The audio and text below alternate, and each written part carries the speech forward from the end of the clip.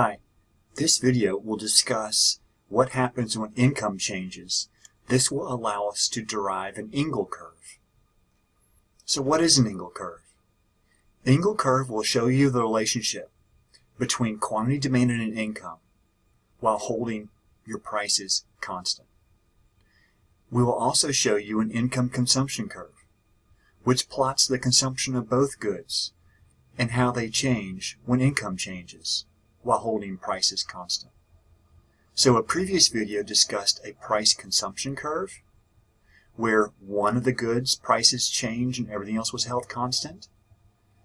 This video will show you what happens when income changes, holding all prices constant. So a previous video has also driven the budget line for wine, where your income, I, and price of wine, price of beer, price of wine, and beer.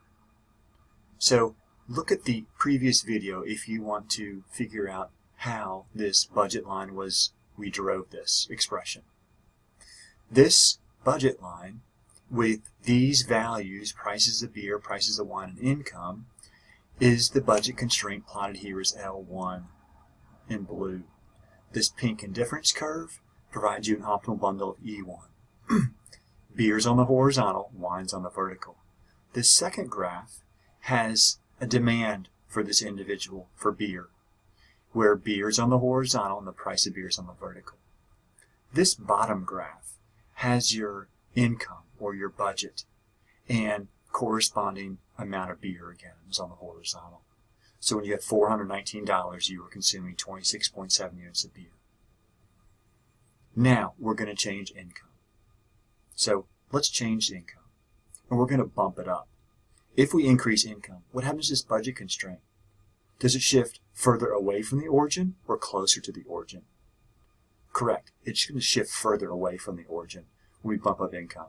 So now we've made income $628 instead of the previous value of $419. So this bumps up income here. So now if we buy only wine, we can buy more wine. Likewise, we've spent all our money on beer, we can buy more beer. Neither of these two extremes, though, however, are the optimal. The optimal is seen by the tangency of the pink and the blue. The indifference curve enters tangency with the budget constraint. Point bundle E2. Bundle E2 corresponds to more beer consumption. Again, the price of beer hasn't changed. It's still 12. And at this higher budget, now, on this bottom graph, we are plotting our new higher income and the new higher amount of beer we're consuming, 38 units instead of 26. Let's do this one more further example. Income, let's go up, income increase it from 628 to 837. So if income goes up again, our blue budget constraint shifts further away from the origin again. Note the slope of this has not changed because the price ratio of the price of wine and the price of beer has not changed.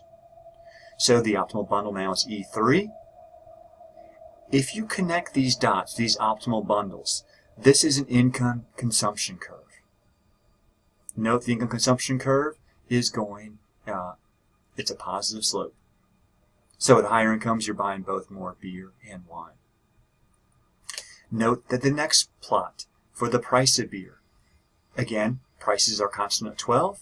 Our optimal bundle is E3. More beer consumed.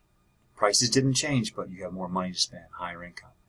And finally, the bottom graph shows you an Engel curve. The optimal bundle, now we have more income, 837. We have more beer consumed. Plotting these optimal points, E1, E2, E3, these optimal bundles, we have a positive slope Engel curve. That simply says, hey, as your budget rises, you want more beer. This is an example, beer is an example of a normal good. At higher incomes, you want more normal goods. So a positive slope Engel curve, then, is another way you can define a normal good. So if a good's not normal, what is it? It's inferior. What Engel curve would that look like? If you have an inferior good, then you have a negative slope Engel curve. At higher incomes, you want less of the good. So it would have a negative slope instead of this positive slope for normal.